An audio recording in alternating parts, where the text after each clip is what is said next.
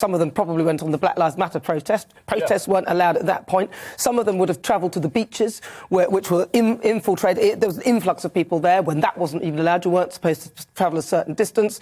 Then there's people who weren't wearing masks and so on and so forth. And that's why I'm saying, yet let he who is without sin cast the first stone. And to be honest, we'll all be throwing stones at ourselves. Straight up in the air. Back at you. You know what I mean? We weren't making the rules. If we didn't see those rules as moral, we had a right to disobey them. The problem is the people writing the rules did not have the right to do that. They had to follow them, or they should have been setting a good example. And because they weren't, they should all go. Well, I would say that then my point is that we cannot simply just put this on Boris's head, because those people are individuals who have their own mindset, especially that woman who set up the rules herself and then actually literally wrote them and then thought that she would then leave, obviously have a boozy party, then join a council and then become the head of that. The whole thing is just ridiculous.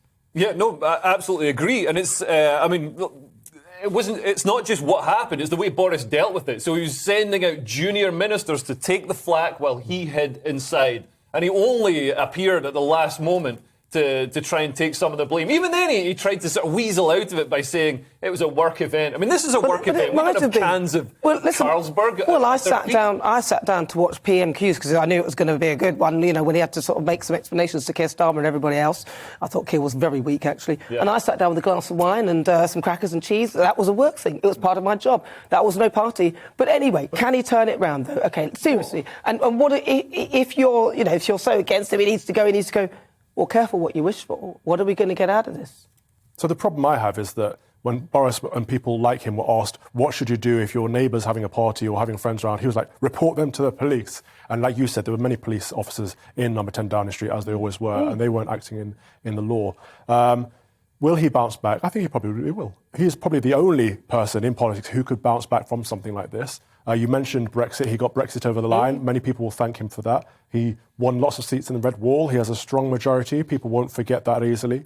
But at the same time, he has to own up, be strong, apologise properly, not a half apology, and move forward from this. And I think he could win back if he solves the immigration crisis and if he promises to never take our civil liberties ever again.